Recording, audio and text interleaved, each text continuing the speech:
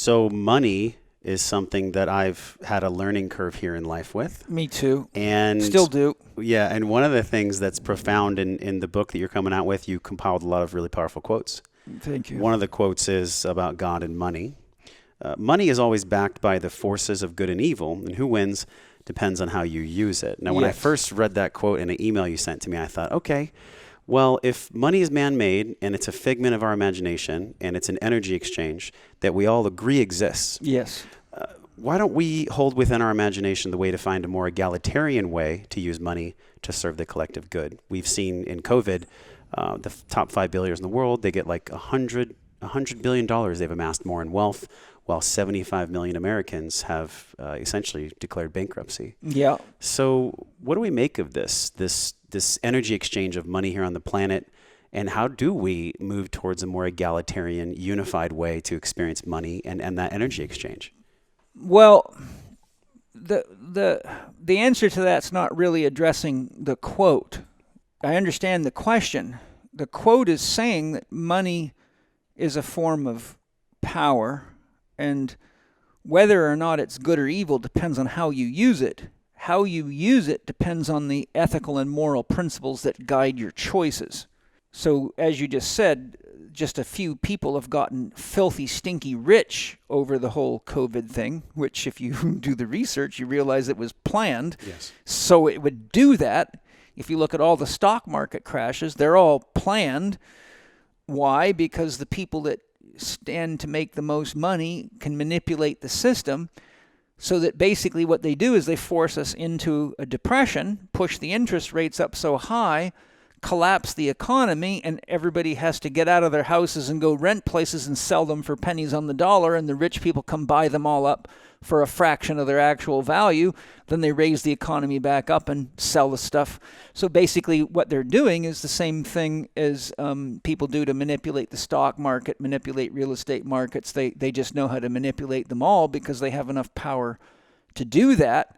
You know, the quote that I wrote there is really saying that how you use the money will mirror back to you whether or not it's good or evil. And as we discussed earlier, evil is self-oriented, self-inclusive. It's the power of accumulation. So evil without morality is yin without morality.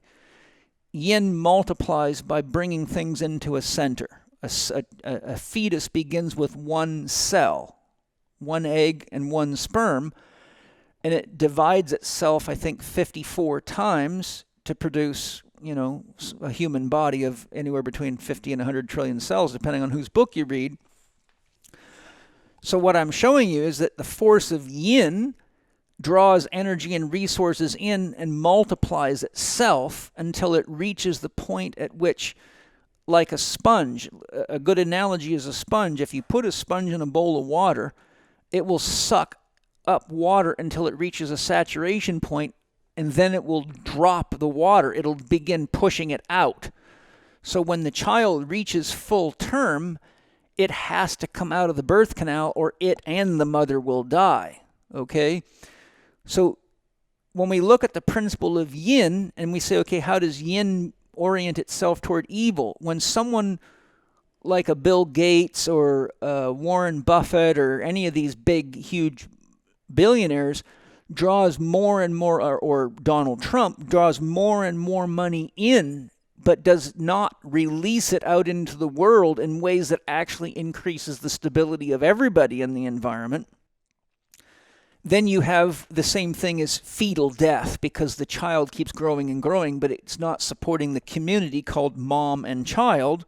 If the way we use money actually results in the accumulation of resources to our gain, but it causes a deficit to the people or the environment, then it actually reaches a point where it cannot be sustained anymore. And when you look at the history of civilizations, what happened is they got more and more complex, and the rich got richer and richer, and the division between the rich and poor got greater and greater until the society collapsed and people starved to death, and the whole thing wiped out. Well, the Romans are a great example of that, the Egyptians. So you see that there's this force of accumulation that tends to go to an excessive point, which then leads to a die out to level the field. And so then you have to go into a regeneration cycle.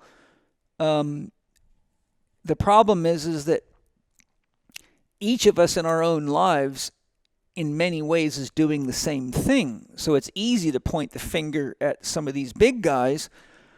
But if you were to go to, the top 1% of earners in the world are at the $100,000 a year mark. So if you have a household income of $100,000 or more, you're in the top 1% of earners worldwide. My point is, if you applied the same analysis that we're applying to billionaires to people with $100,000 or more, you would probably see that they're actually living in very much the same way because they're emulating the kings, which, just to show you how influential that is, people always want to have what they think that the people that have more money and more power and more riches and more fame do. A very good example of that is white bread. Do you know how white bread came to be? I have no idea. Okay, so white bread was only eaten by kings, queens, and royalty because back in the 14th, 15th, 16th centuries, they did not have milling machines. So what they had to do was sift it through cloth and through silk. So they had to grind it and sift it and grind it and sift it. So it was many, many, many, many man hours to make bread turn white. And only the wealthiest people could afford to have slaves do the amount of work it took to take grain ground on a stone grinder and sift it and grind it enough to actually make it turn white. So why I'm telling you this is because what people don't realize, embedded in our cultural mindset, is the idea that when you're eating white bread, you're doing what the kings and the queens do. But what they didn't realize is that to make that bread white, you have to get rid of all the nutrition out of it. You get rid of the germ and you get rid of the bran, and you're left with the starch. So you have something that is an archetype of royalty, a symbol of royalty, but is actually depleting you while you're eating it.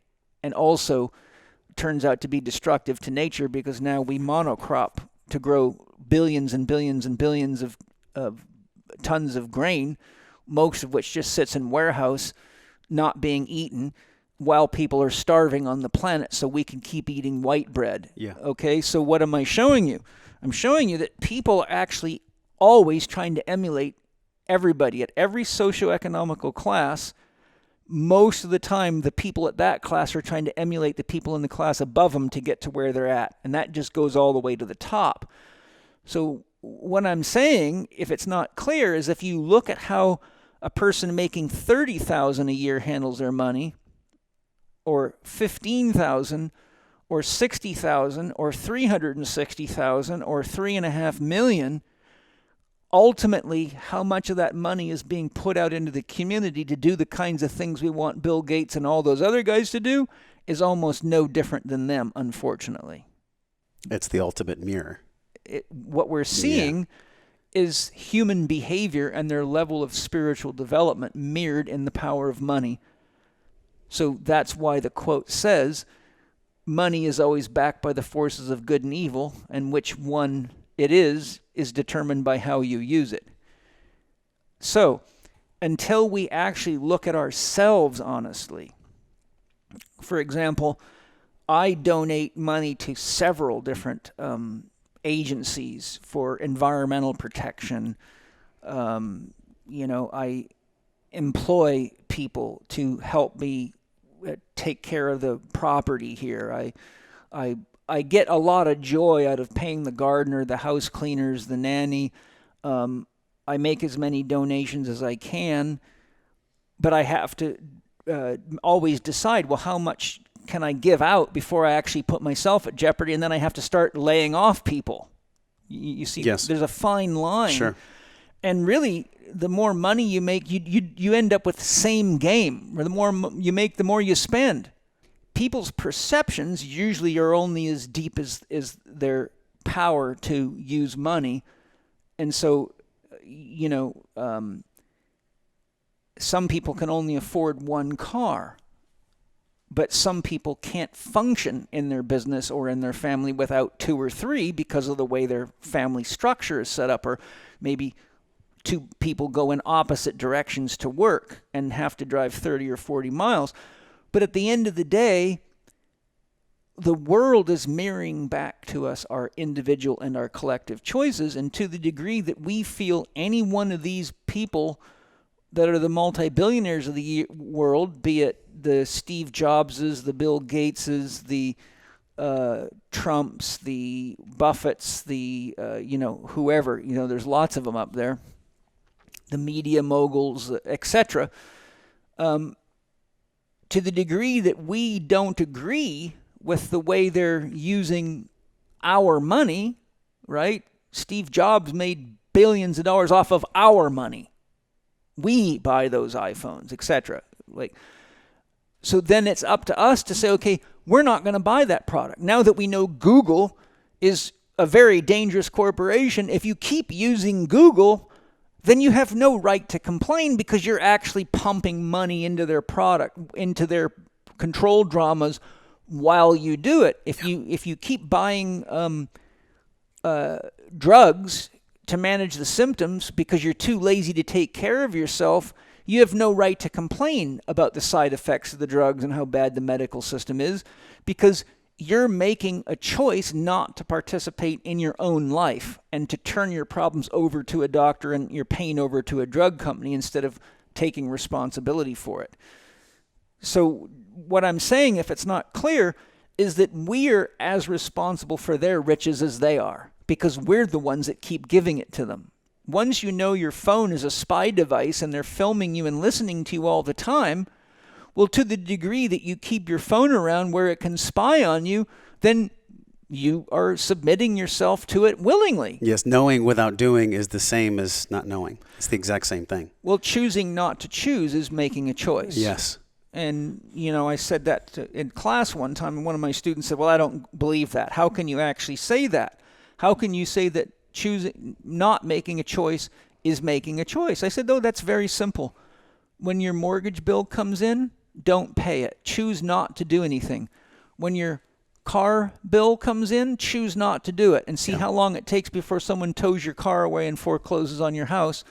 And what are you going to do in court? Say, I didn't do anything. And they'll say, exactly.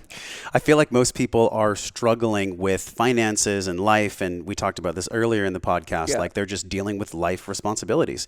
So the excuse that in the past, before I'd gone through my tribulations around money, an excuse that I used to use was, I'm too busy to worry about earning more money because I'm having such a hard time earning what I have.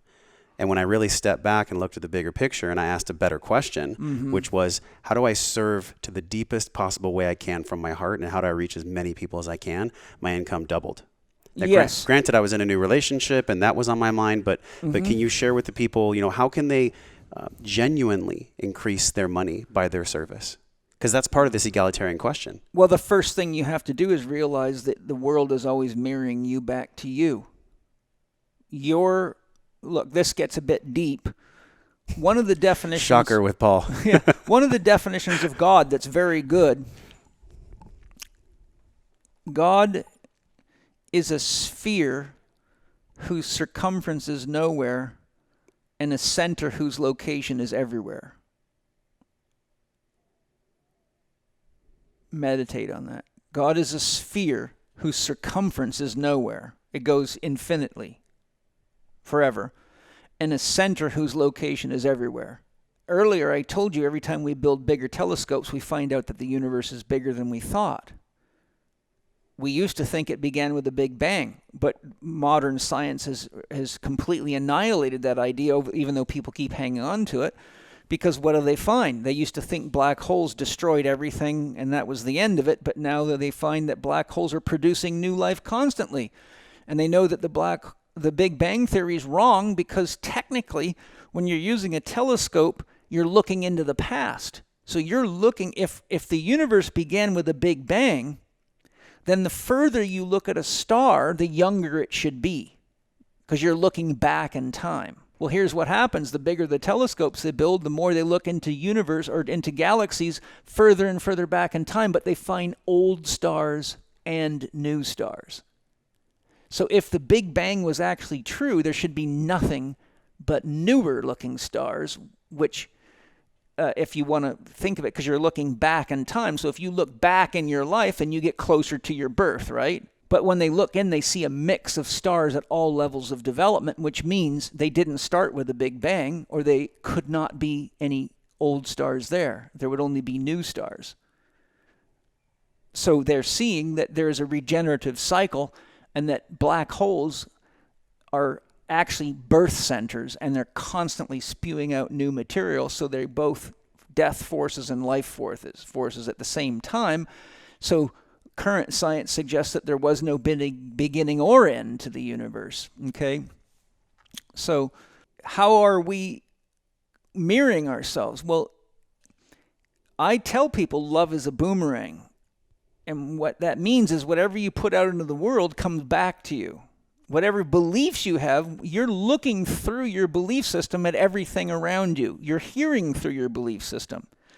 So no matter what I say to you, if your belief system puts a limit on what you're willing to perceive as new possibilities, then nothing a wiser person than you can say to you is going to help make you wiser. So now we go back to the analogy. If God is a sphere whose circumference is nowhere and center is everywhere, and you're sitting here listening to me, that makes you a center of consciousness, doesn't it? Mm-hmm. Or you wouldn't be having this relationship with me right now. There wouldn't be a Paul and a Josh if you were all-inclusive. And that's the function of an ego, is to create the illusion of separation. So if God is a sphere whose circumference is nowhere and center is everywhere, and you know you're a center, then no matter what you put out into the world, guess where it has to come back to? You, because you're the center of the universe. Because you're a point of consciousness with self-reference. Therefore, no matter how big the universe is, you are the locus of perception, and you're the locus of action from which all emerges. Because without you, there is no universe, and there is no Paul, and there is no table, and there is no day, there's no night, there's no life, there's nothing. You are the epicenter of everything. How do you think God wants to see money evolve? That's not a kind of question that really works, because you're pretending that God is an entity that has an opinion. Well, when I say that, I mean the collective understanding of the God within us and the collective God. Well, the rule of God is love.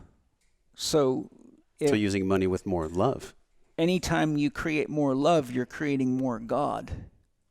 That doesn't exclude evil, though, because evil ultimately leads to the awareness of love.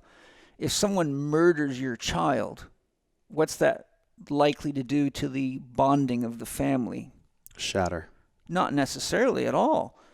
If you and your wife had 3 kids and someone murdered one of them, you would all share that pain together.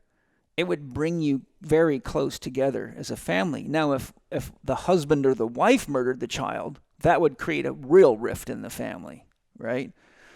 But when my brother committed suicide, we all shared that pain. We all shared that burden. It all made us really question, how could we have loved him more? Where did we go wrong as individuals and as a family? And it's a very painful trip into love.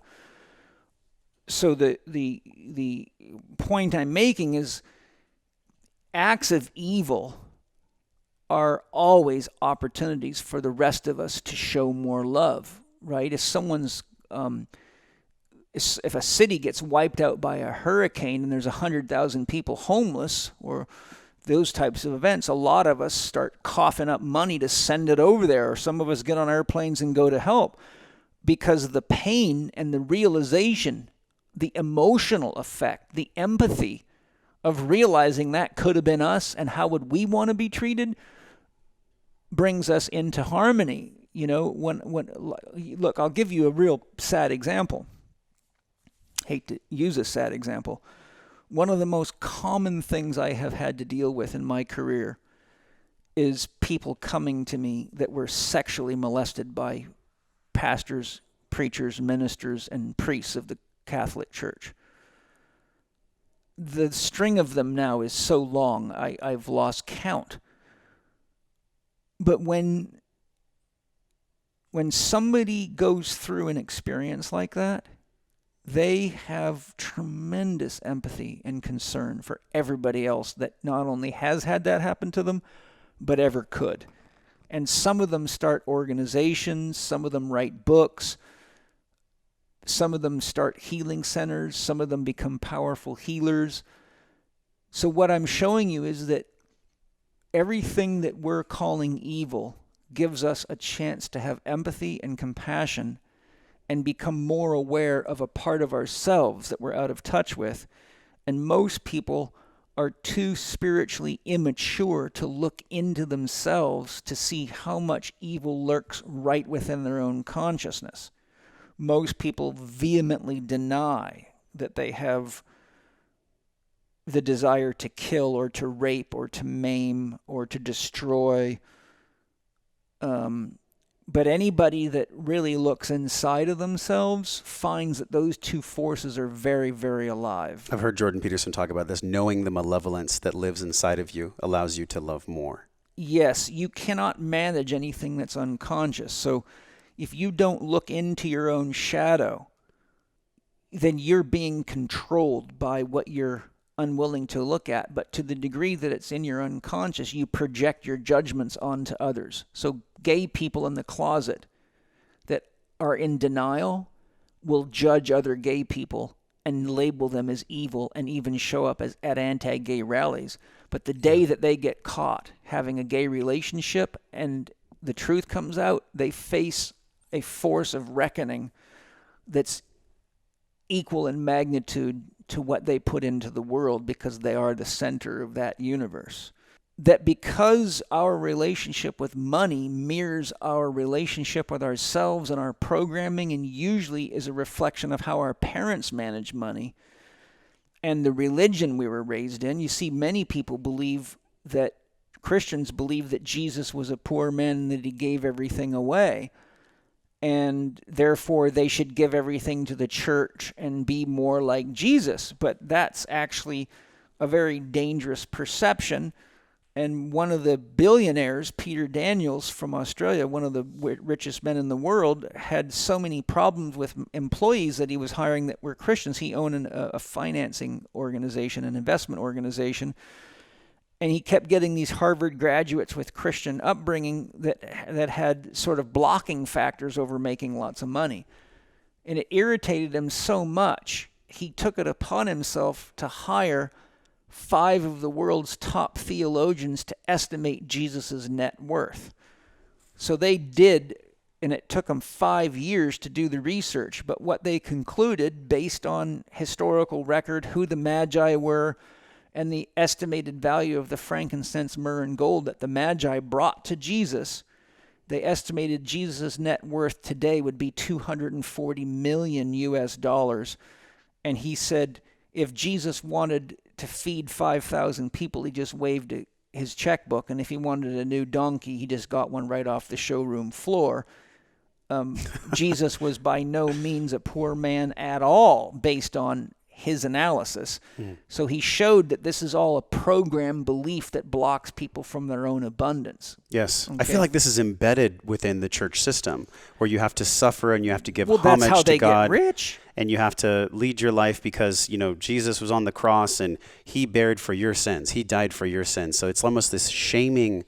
It's a very low level frequency. Well, it's designed to do exactly what made the Vatican the richest corporation in the world. J. Paul Getty himself was a very wealthy man, and he said, far better is it to get 1% from 100 men than 100% from one man. Why? Because if you lose the one man, you got nothing. But if you're like a mosquito and you just suck just enough blood out of somebody that they don't miss it, and you can do that millions of times, well, what do you got? The electricity you pay for every day and pay a premium on. The apps on your iPhone. The apps on your iPhone. All the little tiny bites that add up. If you can rip somebody off for $1 a day for 5 years and you do it to 1 billion people, you're an exquisitely rich person. And a good example of this that I remember, my first wife, Sue, was very frugal. She comes from a very frugal English family. So whenever we would go shopping or she would go grocery shopping, she would check every single item against the receipt. And almost every time she went shopping, she found that they were double and triple charging her for things. They were charging for things that she hadn't even bought. But most people didn't even look.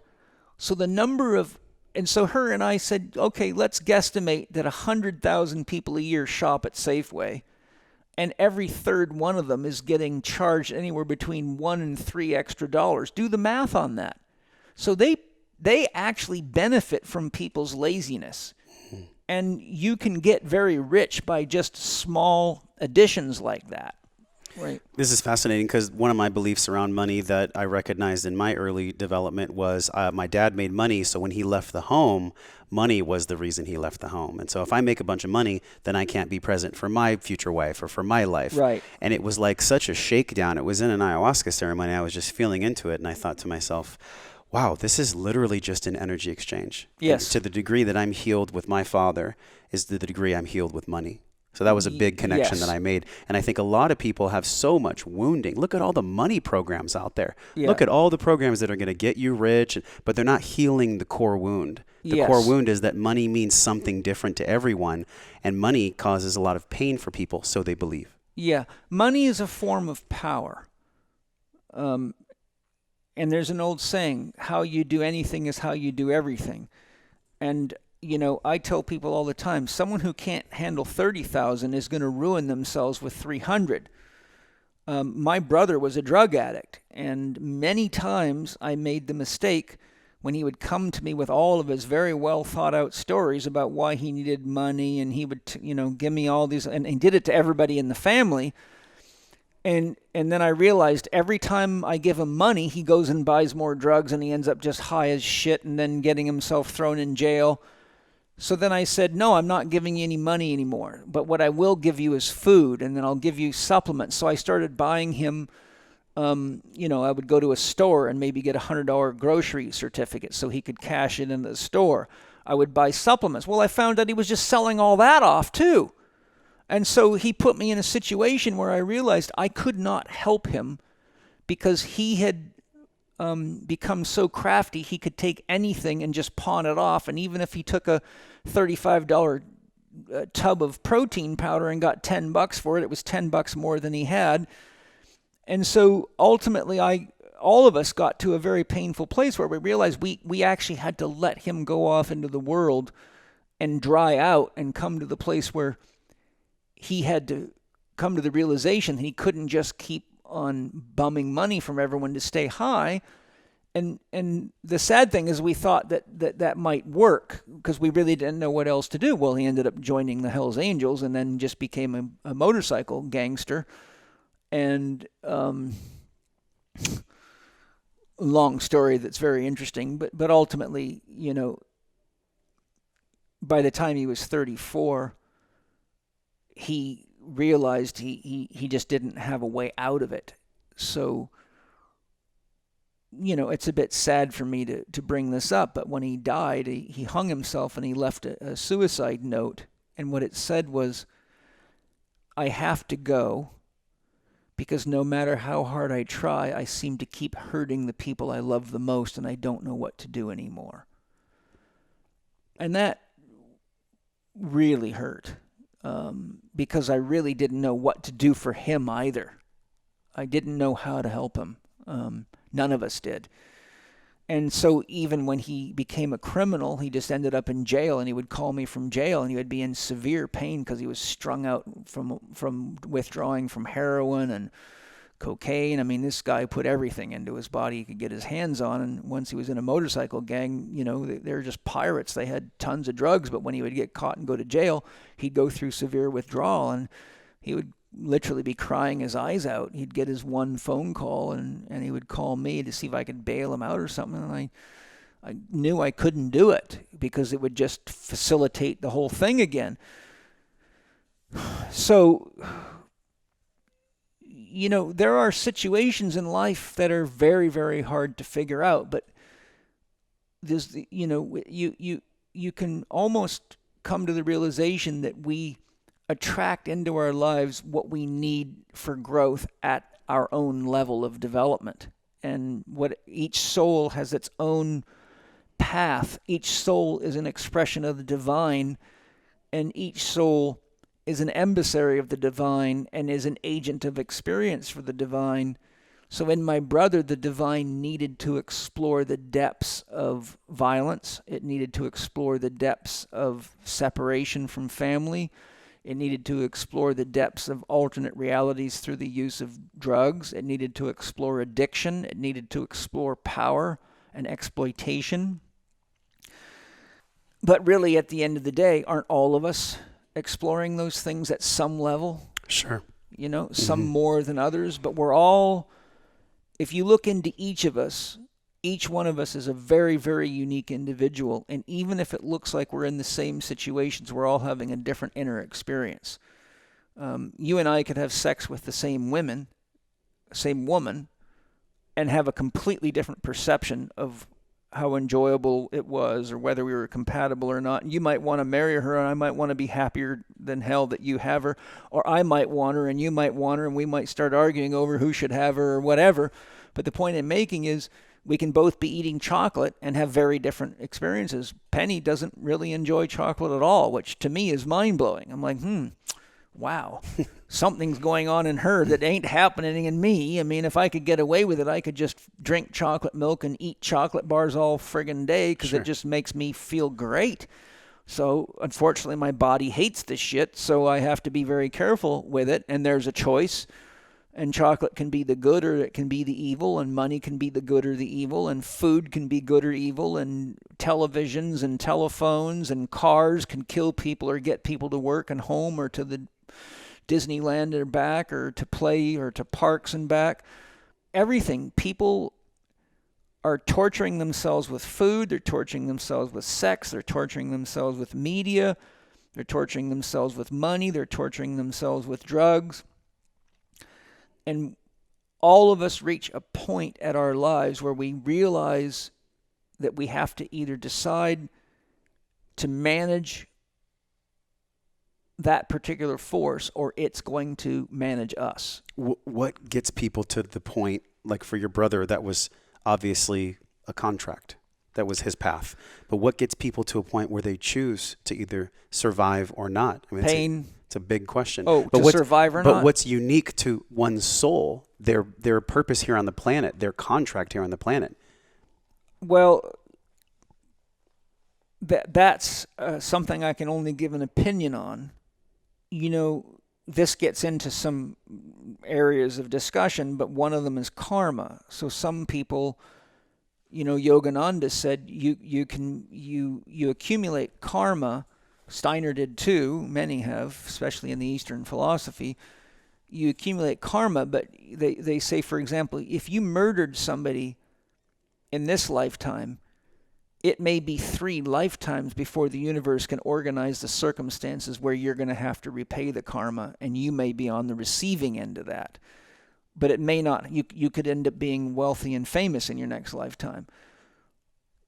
Steiner said that if we do something consciously, in other words, harm another person or manipulate, lie, cheat, steal, and we're consciously aware that we're doing it, then we must take the karma for that.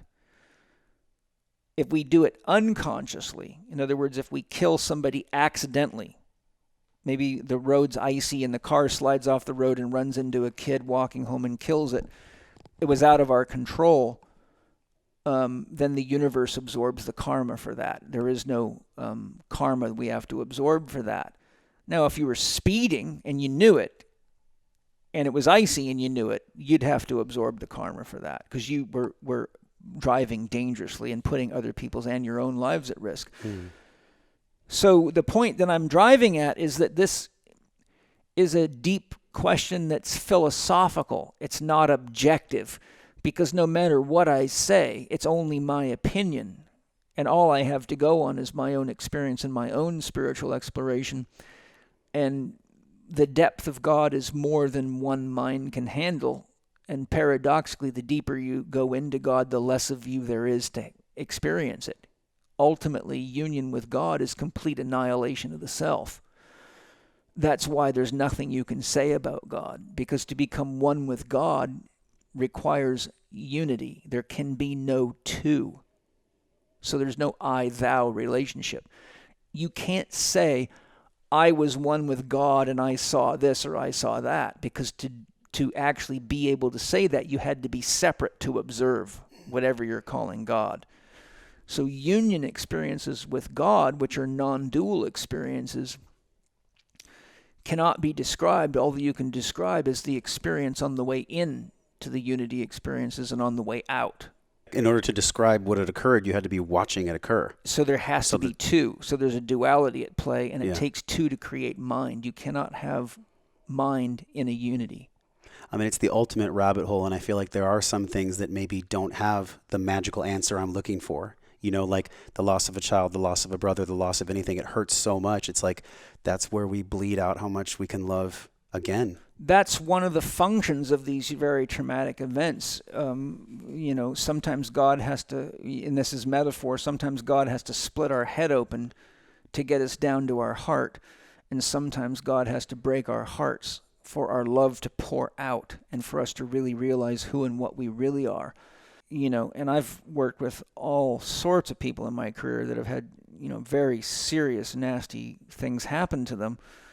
And I've also worked with people that have murdered people and done all sorts of wild and crazy, crazy shit like sex with animals and all sorts of stuff that they carry a lot of guilt and shame with that. But ultimately, what I see fairly consistently is that when a person heals from those kinds of traumas, they usually become very powerful healers and leaders in the world. They really have seen the darkness of themselves and the darkness of God, and they know how easy it is to get caught in it and get swept away. But if God has to take you into the darkness to make a saint or a sage out of you, it seems to me at the end of the day, it produces more love. And it's just hard for us to witness and watch. And it's hard to understand because most of us want to have this child belief in a personal God that's like a guardian angel that's always going to keep us safe. Nothing bad's going to happen to me. Yes, Yeah. Which is really the territory of the ego trying to control everything. But it's completely the opposite of what spiritual development is. You see, the ego has a tremendous resent of any legitimate spiritual path because it all spells death to the ego. This is why you see when I give my students Tai Chi assignments or Gong assignments, like, okay, you got to do 100 days straight or you're not going to get any legitimate development. You need to develop some spiritual discipline. And if you miss a day, you got to start back over from day one. And I have a system where I give them a Gong chart and they have to log on the chart and send it back to me to demonstrate that they've done their Gong. And countless is the number of times my students have come back with their tail between their legs. Oh, I'm afraid to show you this. And so what do I see?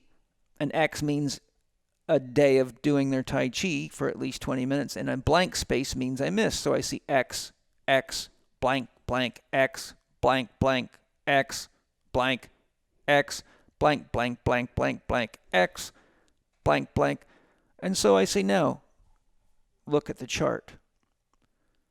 Honestly, how is that any different than the way you study, than the way you manage yourself, than the way you feed yourself, than the way you are committed in your relationships? Can you look me in the eye and tell me that you have any more consistency in any of those other areas of your life than you do right here?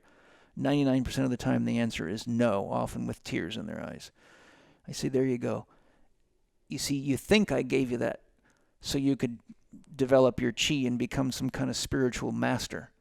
But I really gave it to you because it's a paper mirror. It shows you you.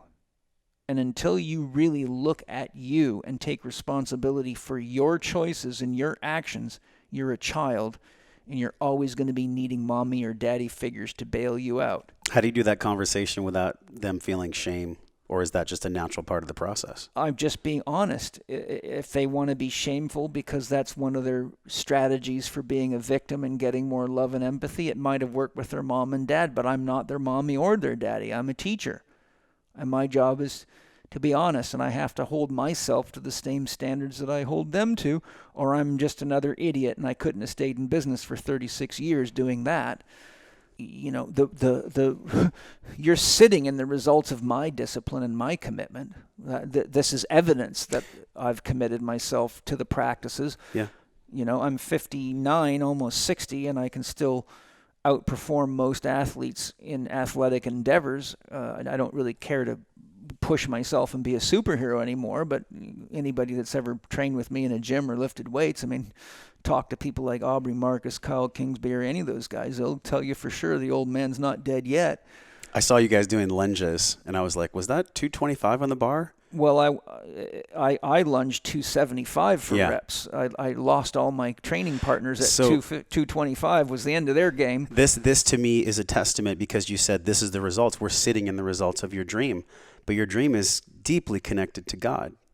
I mean, because there's nothing else. There's nothing else. There's nothing else to be connected to. I don't even care if you're connected to the devil. Guess what? That's God too. It's just that form of expression of the divine. And the trick is, like I said, evil makes love very obvious, doesn't it? Look, Adam and Eve were with God, but they didn't even know they were naked. They didn't know they were naked until they ate from the tree of the knowledge of good and evil, which could be called the tree of consciousness. When you're unconscious, you don't know what you're doing and you don't know what you have. Until you're conscious of what evil is and how it works, you can't be conscious of what it's ultimately producing in the world. You know, so if I say I don't like how Bill Gates is handling things, or Fauci, or the government, and to me, some of the things that are going on right now are downright evil. They're not moral, and they're an injunction on our rights. They're an invasion of our rights. They're an invasion of the whole principles that the United States was built on. It's criminal corporate piracy. It's fascism. It's dangerous. But when I look at it, I say, good. This is exactly what we've got to go through to bring us together as a family, because we need something bigger than our little squabbles.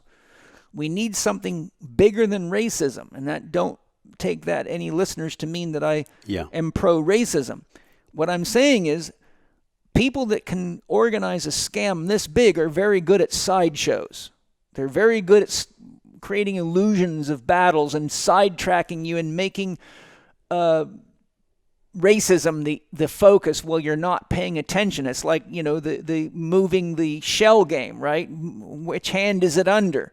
It's old deceptive magic tricks. It reminds me of the chimpanzee, where they do the cups and the treat would be in the cup. Yeah. And they would keep moving it and you keep getting it wrong. Yeah. That's kind of what it feels like for so many people. Well, what I'm saying is, we're all facing a situation right now where we've got to realize that a lot of the corporate religious programming has brought us into a state where we are deifying doctors and scientists and religious leaders and people with advanced degrees as some kind of gods. And we keep turning our power and the responsibility for the big decisions over to them. But then we sit and cry, oh, I've got to wear a mask, or I've got to do all this. And, oh, I can't say anything. And I won't name names, but I've talked to, you know, big-time podcasters that I know about, why are you not standing up against this vaccination issue? Why are you not concerned about our loss of freedom of speech? And the kind of responses I get is, I don't want to die on that hill, or it's too risky for my business. Yes, but look at the long-term ramifications. You might have a business, but you have kids that are being injected and you have no life, and that just leads to the next thing, into the next thing. And so what's happening is they're building an invisible jail around us, and they're turning us all into employees of an even worse kind than we already are. When you have a driver's license, you're actually a corporate entity. You're no longer an individual. When you go to court as an employee of the United States government. and you're looked at as an employee, not as a person with individual rights. So all I'm saying in the context of this discussion is that we're at a point in the development of man where we've got to actually start taking responsibility for our decisions. We've got to carefully analyze what we were taught with all religious ideas, and the ones that are the most dangerous are any ones that segregate us from other people of other color, creed, religion, race, any of that. And we've got to realize that we all need each other, and that we've got to use the technologies that we've developed to stop destroying the planet and start healing it. The same computers that made dangerous bombs and dangerous chemicals can make solutions for that. The same computers that draw lines on maps and create borders and protect them at billions and billions of dollars a year of expenses can be taken down, and we can all celebrate life together. The same people that hoard resources and wealth and manipulate other people can divide those resources. That's why when I would love to see some of these billionaires really be humanitarians. I'd love to see them invest in education. Giving money doesn't help people. This is why Abraham Lincoln said, the best thing you can do to help the poor is not to become one of them. And people totally misunderstood that. What he's saying is they need education. They don't need money, because if you keep feeding them money, they don't know how to make money. So all you're doing is prolonging the inevitable. It's like giving a drug addict money or drugs. It's like this little $1,200 stimulus check. That was ridiculous. Which for most people is like a feather on the arm. It's like, what is that even going to do? But it is the energetic example of what you're talking about. Just giving people just a little bit so that they think they're being saved. And really what this is for me, Paul, they didn't get given anything. Exactly. That's going to be in their taxes. They got a loan that they didn't want. Yes. Really the big question here is, if God's going to save us, we're God. Yes. So we are going to save us. There is no God. There is no God you. to save us. Like God saved the Queen. That's why I sent you the Krishnamurti video. That's right. God is everything. God is as invested in the evil as it is in the good, the day and the night. Look, God makes universes. We are all concerned about this little planet of ours, but there's more planets in the universe than there are grains of sand on this planet. In other words, God's not some guy that can manage a planet when there's billions and billions and billions and billions and billions of them, right?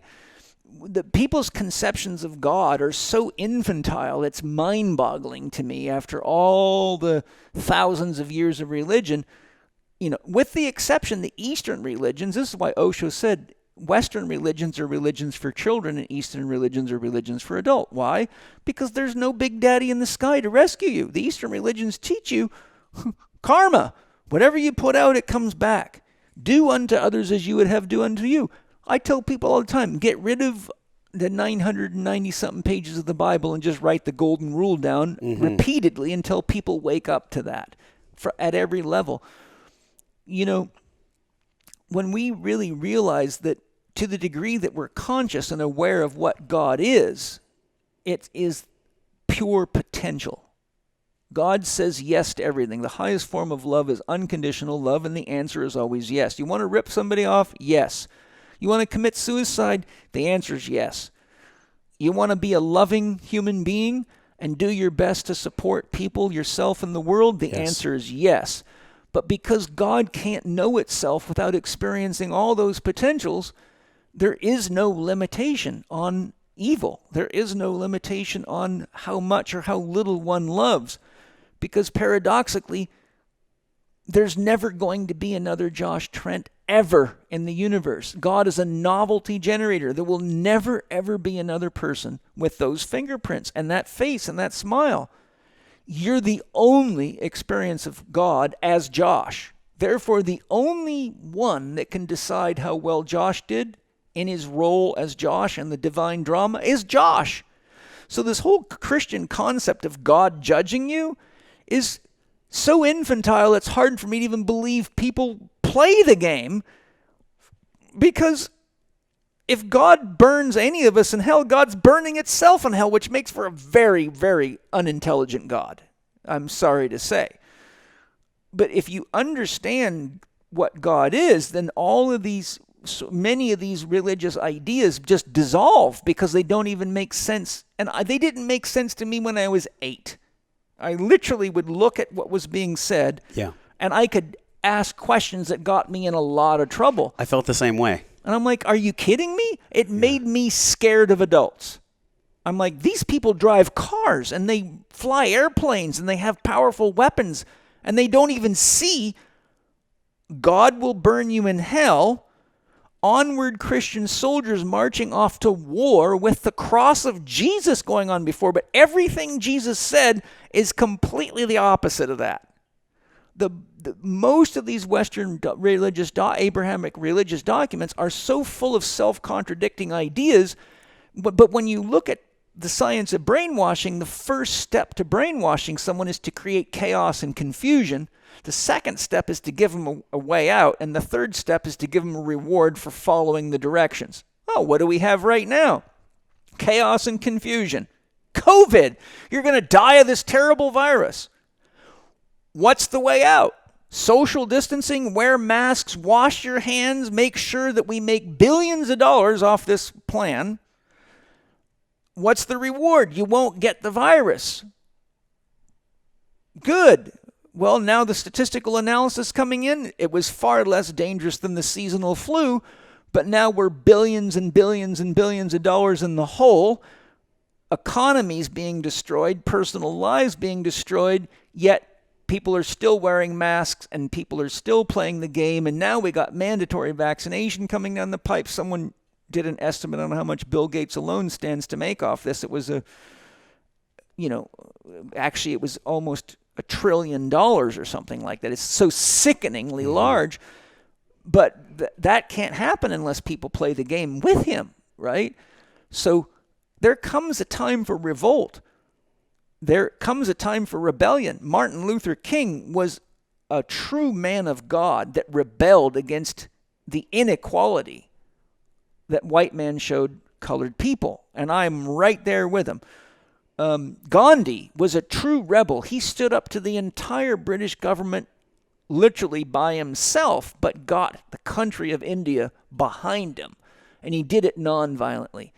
If Gandhi can take over one of the most powerful empires in the world, who are some of the most seasoned crooks, all you got to do is go through any of the British museums and you'll realize they've raped and pillaged everywhere. They're right up there with the Christian church, and I'm not saying anybody's any better than or worse. They just have a nice historical record of how they raped everybody, stole their stuff.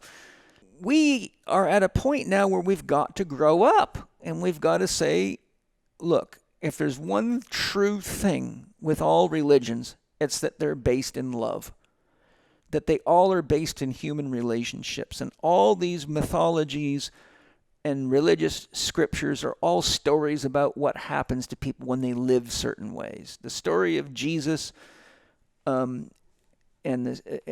him getting sold out by Judas. How many of us have had a Judas in our life, and how many of us have been a Judas? You see, so when you look at religious documents as teaching stories and allegories, so metaphors and allegories, and as a mode of inspiring you to say, if I live that way, that's likely to happen. If you sell out your brother, this is likely to happen. If you steal from your parents, this is likely to happen. If you sacrifice your own child for some imaginary god, well, one thing for sure, you're going to lose a child. That's one thing objective that'll happen. And any god that's a god. And this brings up another important point that I bring up to my students all the time. Another definition of God is that which has no needs. By definition, God has no needs other than itself. Anybody else has needs. A dragon has to feed itself. It has needs. God needs nothing outside of itself to feed itself. It has no needs. So whenever you see a religion saying God needs this of you or demands that of you, you can't touch your genitals, you can't do this, you can't do that, you know right away that's not the words of God. That's the word of somebody who's got either a contorted view of God that was taught that as a child and hasn't figured it out yet, or that has a game going on that's highly profitable and they're very good at selling memberships. And as Manly P. Hall, one of the world's most famous and successful philosophers and historians of religion, says, in every church, you can find somebody in there on Saturday counting up all the money they made and trying to figure out how to get more on Sunday. He says in any third world country, if you want to find the most expensive car in town, go to the church and drive behind the church, and you'll see a Mercedes-Benz or a BMW, and everybody else is, dragging rickshaws and starving to death. Am I against the church? I don't want to be misinterpreted. There's a lot of beauty in religion, tremendous beauty in religion. But it's up to us to be adult enough to practice the beautiful parts and not emulate the disease of it, and realize that teaching stories about what happens when you live certain ways are to remind you not to do that. But what do people do? They go out and emulate it, and they have this sort of Christian idea. I can be a pirate all week as long as I ask Jesus for forgiveness on Sunday. So ultimately what's happened is we've got this Christian model where you can be an asshole 6 days a week, live however you want. And you can go repent. And you just go repent. And the church made countless amounts of money by putting a fee on the magnitude of the sin. So if you had sex with somebody else's wife, that might cost you 10 horses or 10 cows. If you killed somebody, that might cost you your whole property. So ultimately what they did was they used sin as a force of leverage to bargain. And the business model's so good you don't get your reward until you're dead, but they've got all your money and your membership. All I'm saying is in everything there's a balance of good and evil. A sword can be something to protect yourself with and feed yourself with, but it can also be something that you do harm with. So can a butter knife. A car can be a weapon, or it can be a great support. Ultimately, we're all here to learn our potential. And Earth, to me, is a schoolyard for immature souls, where occasionally more evolved souls, like a Deepak Chopra, an Eckhart Tolle, a Yogananda, Ram Dass, the list of saints and sages, Saint Hildegard. I mean, the list is long every now and then, but, per capita, there's one of those for every, 50 million children in class. They come to sort of guide the children. But what I'm driving at here is the earth is a schoolyard where the first thing we do is we graduate to realizing that we're a citizen of the world, not of a church. First, we realize that we're a citizen to something more than just our family, such as our society. Then we realize we're the citizen of a culture. Then we realize that we're the citizen of the world. Sometimes we think we're a Christian, but then we realize, we really can be more whole with some Buddhism thrown in, and then some Taoism, and then some Shinto, and a little Rastafarian now and then. So what happens is, as we grow up, we realize our responsibility not only to ourselves and to our family and to our society and to our culture, but to the world itself. But what the world is a schoolyard where you ultimately keep coming back, and your graduation is the realization that you're a citizen of the universe. And when you grow spiritually to the point that you're conscious enough to stay conscious when you die, then you can choose where you want to go, what experiences you want to have, because at that point you're pure light and you have a light body, and you know how the universe works, and you can get from one side of the universe faster than you can get up 10 flights in an elevator, because if you look into the quantum physics of wormholes and time travel, you realize that the magnitude of the size of the universe doesn't mean anything when you enter into non-locality and you enter into superliminal speeds. And the part of the problem is people just don't study very much. They don't stay up with the current advances in science. Well, because whatever they're learning is challenging their beliefs so much that they'd have to disintegrate their self. That's why I tell all my students, any belief worth living is worth challenging. Yeah. I challenge my beliefs constantly. That's one of the reasons I study a lot. I want to know right away who has an idea that refutes any of the great ideas that I'm in love with, because until I can flip my own idea and look at the underside of it and see where the holes in it are, I don't really want to invest too much in it, or I might just become another fool that falls so in love with his own ideas, blind to the truth of it. Who is a mentor that's challenged your understanding of God, that just rocked your world? Well, they haven't challenged it in a negative sense. Yogananda, when my mother joined the Self-Realization Fellowship, the monks just completely blew the lid off all the Christian dogma and showed me the beauty of all the world religions and why they worship all the world religions, and taught me what God really was. And so that just blew the cobwebs right out of my head, and it was just a perpetual hallelujah. That's what I feel like in this conversation. Well, there's some cobwebs that have been shaken out. There's been times where, I can't remember specifics, but, Ken Wilber is very good at making you really carefully analyze your own beliefs.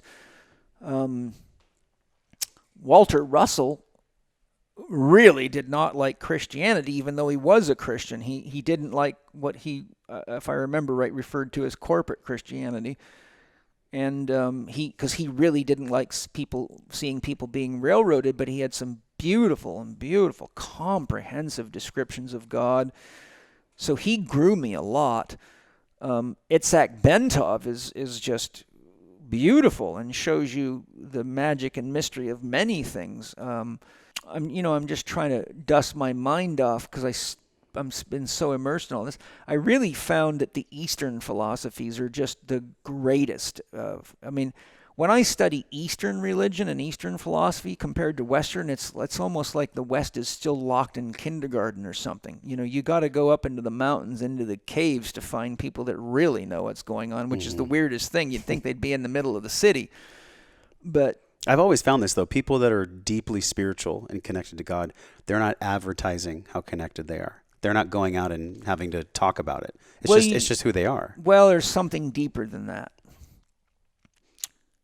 Here's an example of a learning experience I had. I used to find myself feeling a little frustrated with all the Eastern mystics kind of disappearing into the wilderness, and my thought was, if they were really spiritually evolved, why don't they come down into the world and help us out? Yeah. So in my own spiritual growth and through many mystical experiences I had, one, I studied healing and I studied prayer and I looked at Larry Dossey's research and many other researchers. And then I began working with my own shamanic work and healing and practices. And through a series of events, it dawned on me that I had to ask forgiveness for my judgment of a lot of the yogis sitting in caves, because I realized that they are coming into the world, but they're sending their consciousness into the world, and they're coming in their light bodies, and they're coming into people's dreams, and they're guiding sometimes millions of people at a time. But the locus of their broadcast is sitting in a cave where they can do it without being interrupted. So they're actually here with us all the time, and they are doing their best for us. And, part of that was because I studied Kabir quite a bit, and Kabir used to really rattle on the yogis and say, and even Buddha said after 7 years of extreme yoga, it was just another game.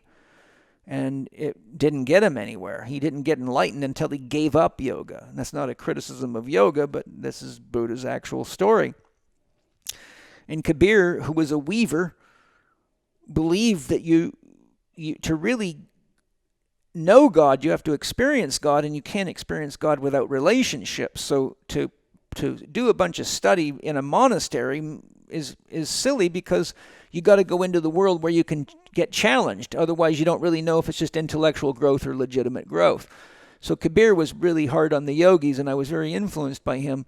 But through a series of mystical experiences I had, and through my own spiritual practices, I came to realize, wow, the yogis are actually really working for us all the time. A lot of them are. And they have tremendous reach, and they can be multiple places at once by any factor, whether they want to be in a whole city or surrounding the globe. And there are other entities working to support us all the time. But there are entities on both sides, because that is what it takes to make consciousness. And anybody who studies angels knows as real are the dark angels. And the dark angels have very important functions. And, you know, one of the ways they describe it to people is, look, if you got rid of all the disease in the world, what would doctors do? They'd have no income. They'd have no job. They would have no way to express their love. If you got rid of all the criminals, what would the justice system do, and what would all the cops do? They'd have nothing to do. If you got rid of all the art, then what would the artists do? So ultimately, when you start really looking at this holistically, you see the perfection that doctors and sick people need each other. Lawyers and crooked people need each other, and lawyers and good people need each other, because good people have to protect themselves from dark people. Educators and students need each other. So you see this complementary opposites at play everywhere when you start looking at it. And so the further I've gone into my own spiritual exploration, practice, and study, and the more mystics I've studied and the more great minds I've studied, the more beautiful it all becomes. And I think the Bhagavad Gita is such a powerful, powerful teaching, because, you know, Arjuna's facing his own family on the other side of a battlefield, his own cousins and people that he loves. And Krishna, who is the, you know, depiction of God mythologically, says, don't worry about it. Give it your all. We're all going to die sometime. You know, I'm paraphrasing. But really what he's saying is, this is the play of life. Life and death need each other, right? Death feeds life. This is the Ouroboros, the snake that eats its tail. You can't have life without death. So peace on earth is not even a question. How do we get peace on earth? It's not even a valid question. As soon as you get peace within yourself, you have peace on earth. All world change begins within the individual. That's one thing I've learned for sure. Waiting for someone else to fix the world means you're still a child and you're immature and you don't understand how life really works. I want to go deeper on that, though, because you said that we need polarity. We do. So the only way that peace could exist is if there was war, is if there was death. Well, that's a scale of magnitude, but you have to remember that in order for peace to exist, you'd have to bring everybody up to the level of a spiritual adept. And I'd ask you, how are you going to do that with souls that range in experience from first lifetime to 3,000 lifetimes? How do you do that? I don't know, Paul. Can you share with the family? You don't. I don't know if you can. You don't. And the thing is that consciousness, the only mode of experiencing itself that God has is consciousness, and it requires these two polarities. You know, so people think, oh, there's not going to be any squabbling in heaven. That's a bunch of silliness. They just squabble about other things. That's why Osho said, when I die, I don't want to go to heaven. It's boring there. I want to go to hell. That's where all the action's at. But the point I'm making, though, is that, you know, look, I remember seeing an interview with Father Thomas Keating, a very, very famous and very beautiful Christian monk whose teachings I absolutely love, and I'm very grateful to Ken Wilber for turning me on to him through his teachings. But Father Thomas Keating was doing an interview with Tammy Simon, the founder of Sounds True, and it was the last interview, I think, before he died, and she was saying, well, I'm paraphrasing, but she says, you know, isn't it kind of a cop-out, you know, living in a monastery and being with everybody that's all doing all this spiritual practice all the time? And he goes, are you kidding me? It's like being married to 15 women at once with bad marriages. And the monks, SRF monks, also told me, you know, don't think we're getting away. We come face to face with each other's shadows here every day. We have the same work to do that a husband and wife have to do. in our growth and development, and it's very real here. We all have to grow. We have explored so many concepts about God, but the big question is, can you share with us, what do you believe God actually is? Well,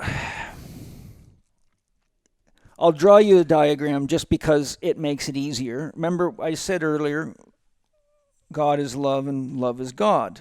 So I spent quite a number of years meditating on this.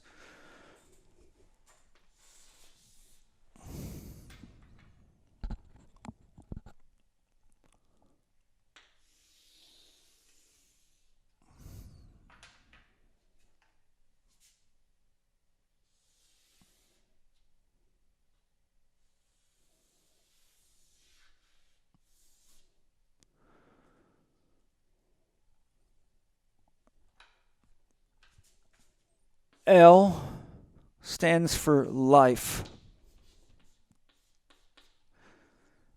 O stands for 0, which is perfect balance, which also stands for pure potential. Pure potential. VE, interestingly enough, is the actual scientific notation for volt electron, and that is will. This is desire. You have to have the desire to live. If you don't, you'll either let yourself go till you die of a disease or you commit suicide, right? So here we have desire. This has a positive charge. Positive is a drawing force. It lacks electrons. Negative has more electrons. So current flows from negative to positive. So life draws us forward into the future, and that's desire. It's your dreams that keep you going, isn't it? Mm-hmm. I want to have a kid. I want to grow my podcast. Connected to love, connected to service. Right? Yeah. So interestingly enough, if you say, okay, let's break this down to the basics, then you have a proton. And here you have a neutral force, not this, not that, but the source of both. You have a neutron. And VE is volt electron.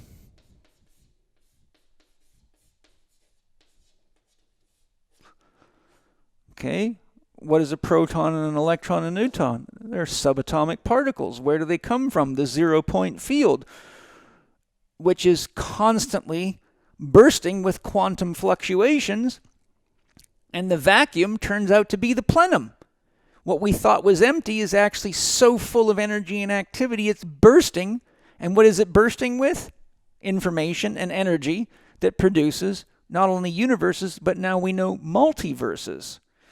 So what you see is that what God is the desire to fulfill itself. So if you take the word G and put it here and put D there, you've got giving and desiring. And so when we give away, and we desire reciprocity, and that's why I say to people, love is a boomerang. If I give my love to you but I don't get any back, it's harder for me to love you, and it doesn't inspire me to give back. Yeah. But you ever given someone a hug and they didn't hug you back? It really leaves you feeling. Or it's like a hug, but it's like a half hug. Or just like they're not there. Yeah. It's like they're just going through the motions. But you see, God has nothing to hug but God, and nobody to love but God. So ultimately what you see is that life is a gift. And when we give love, we experience it. And because we know how fulfilling and how joyous and how much it supports us, we also desire to give more, but we also desire to be loved. So what you see is the positive force, which produces a proton, which Nassim Haramein has now shown is all it takes to create a whole universe, and that the universe is scaled from the proton all the way up And there's as much information and density in one proton as there is in the entire universe. And you have to look it into his work to get the specifics. So that is the neutral force, and the electron spins around these two forces. But when scientists look into an atom, it turns out to be 99.999 to the ninth decimal point empty. In fact, research shows if you took all the space out of an atom, all the matter on the world of the entire globe of the Earth would be about the size of a pinhead, because it's mostly empty, interestingly. So most of what God is just potential with a few fluctuations that produce matter. And what is matter? Matter is light wound around itself. And so what do you see? You see love's boomerang forever in flight around a center, which is I. And so who are you? You think you're Josh Trent, but what's looking through your eyes, through desire and will, to perceive, is actually a witness that is neither this nor that, but is creating an illusion, because this is a zero force. So I'll have a deep question for you and the listeners and the watchers. If your mother is a zero, or your mother and father, whatever you want, is a zero, are you real, or are you virtually real? I'm real. What is your definition of real?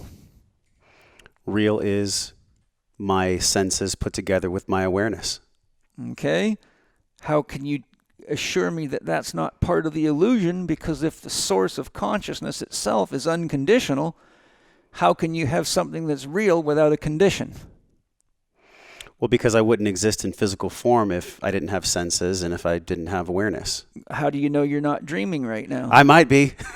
I might be dreaming. I have a question for you. Yeah. Have you not had dreams that were more real than this right now? Where you were I've had feeling, dreams, smelling, tasting, yes. running, fighting, scared for your life. Oh, yeah. And we're so friggin' happy to wake up. Oh, my God, that was a dream. Yes. Okay, good.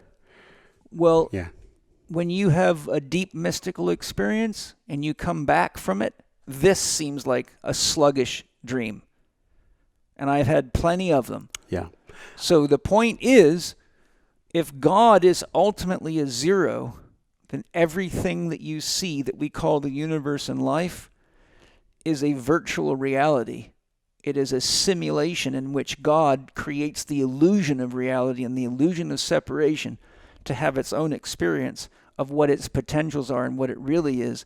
But ultimately, you can't die because there is no death. Because if you take that circle that represents wholeness or God and you divide it in half, you can call one side of it life and the other side of it death. And really, those are the names of two halves of a circle. But once you enter into the circle, is there any division? What I get from this, what I'm feeling, receiving this teaching from you, is that God is lonely.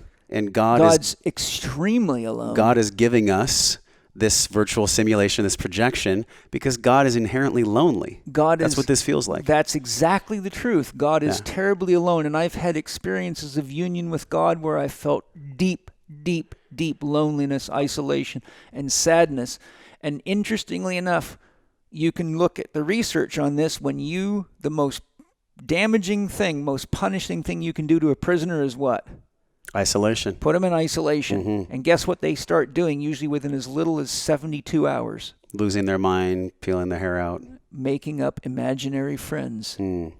And they begin to illusion. They have illusions and hallucinations, and they start relating to people that aren't there. Good. Now you know what's going on with God.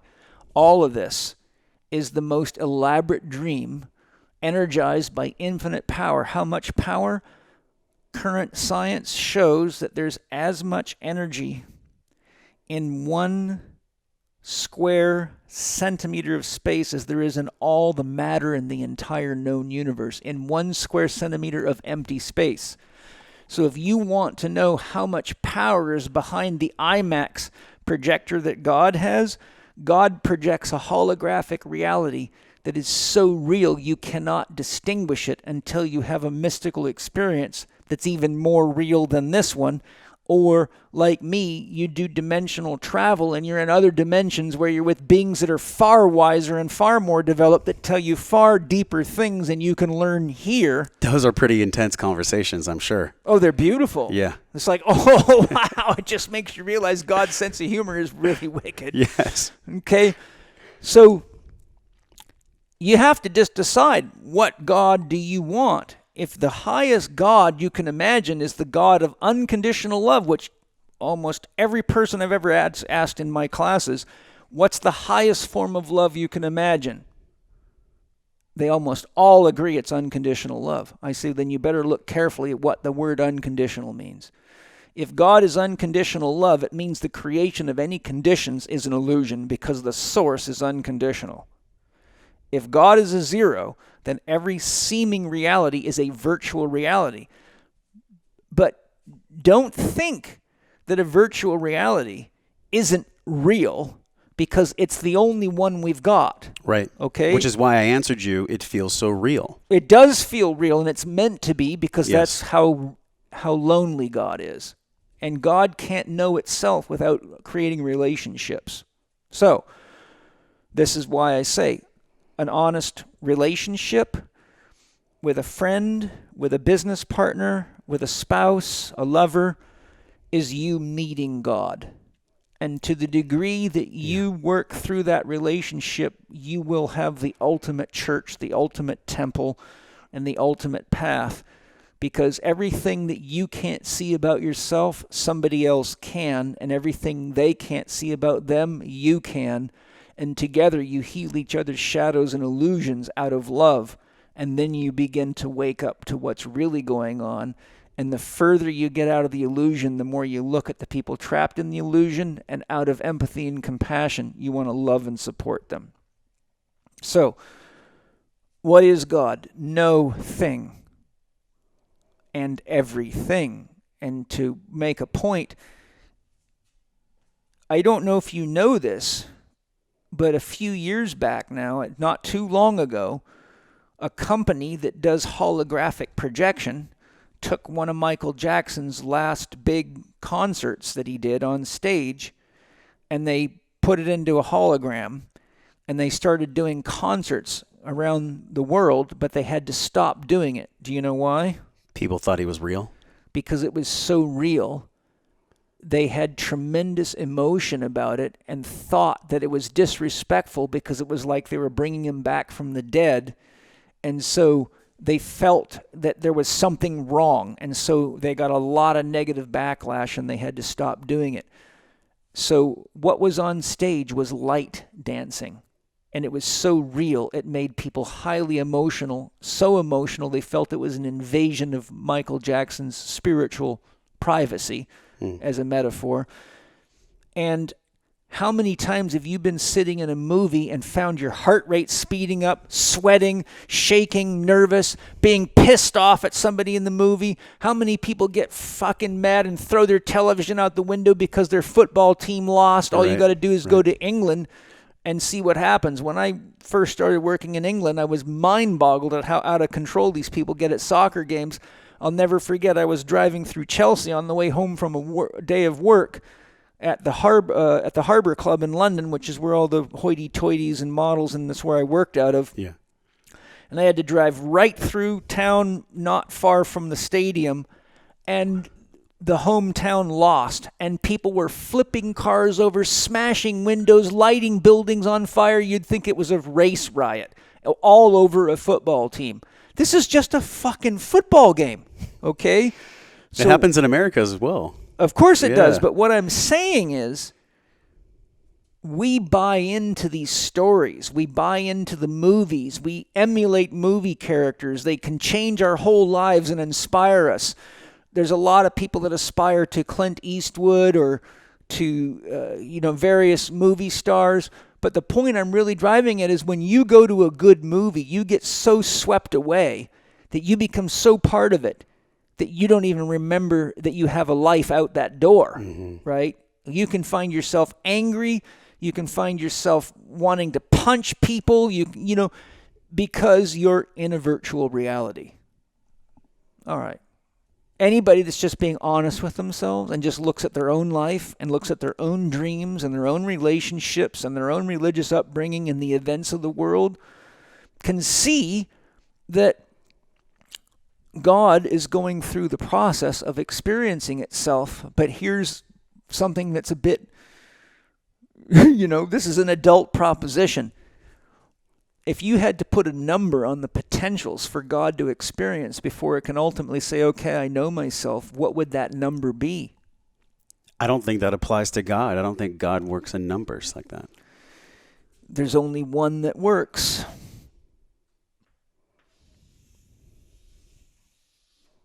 And what is that? Infinity. Guess what that is?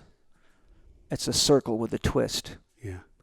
So you take the unconditional love, the zero force of God, and you twist it, and you have yin and yang, light and dark, day and night.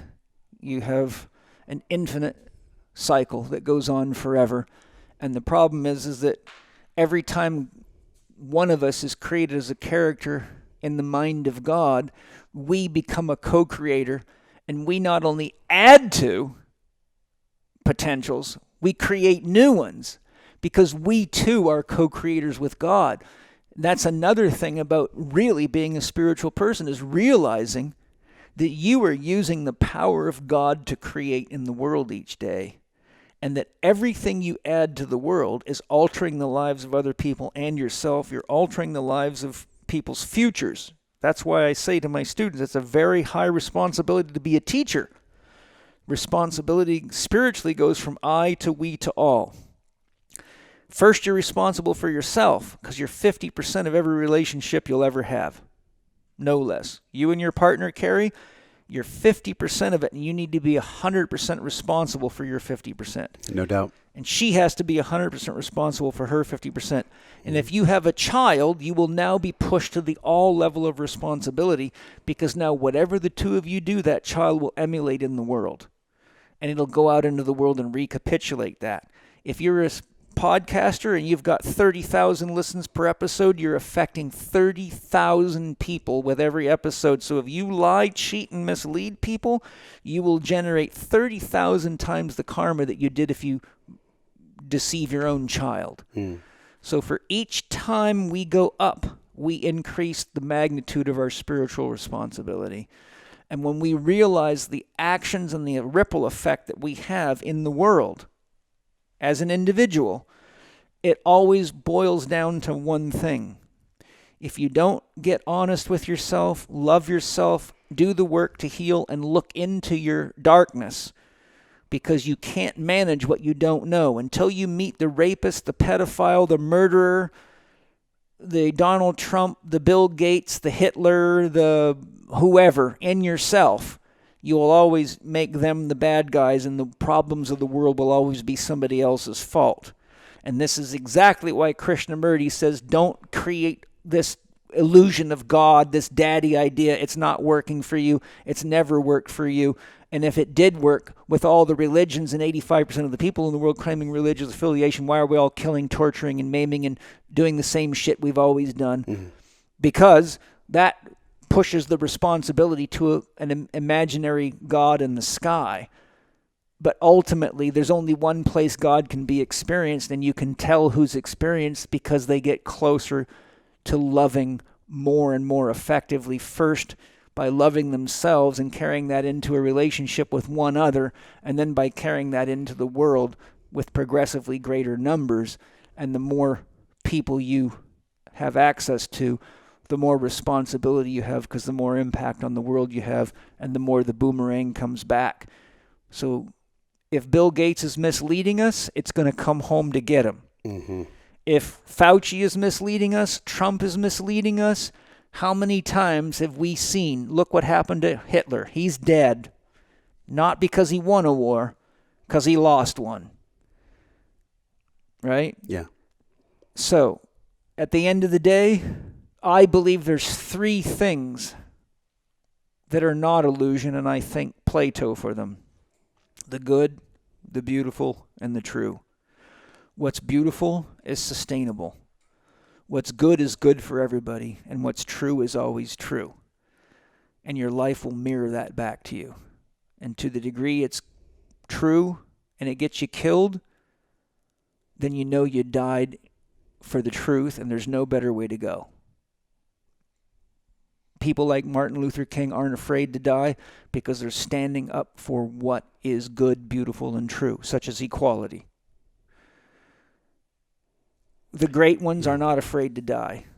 Countless are the number of true stories of saints, sages, and monks that have been tortured and maimed by the church and burned at the stake for telling the truth about God. In fact, Rumi said himself, I think I quoted it earlier, no man can get to God until he becomes a heretic. And the fact that Rumi was not annihilated in the 12th century, I think it was the 12th century, for what he was saying is a miracle itself. Because if you read Rumi, I've got a book called The Forbidden Rumi that the Persian government put under lock and key so nobody could read it.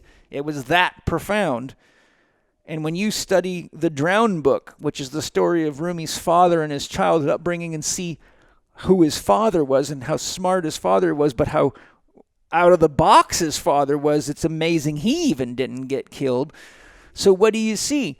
The greatest lovers of God are not afraid to die, because all it does is bring you back home, and you're always safe with God, because that's all there is. I think this is the first time in like 400 interviews that I've ever had an out-of-body experience. There was a moment where you were talking, and I was just watching us both sitting here talking. Well, I think I need a quick break. You know what? That's why we go to sleep every night, because we all need a quick break.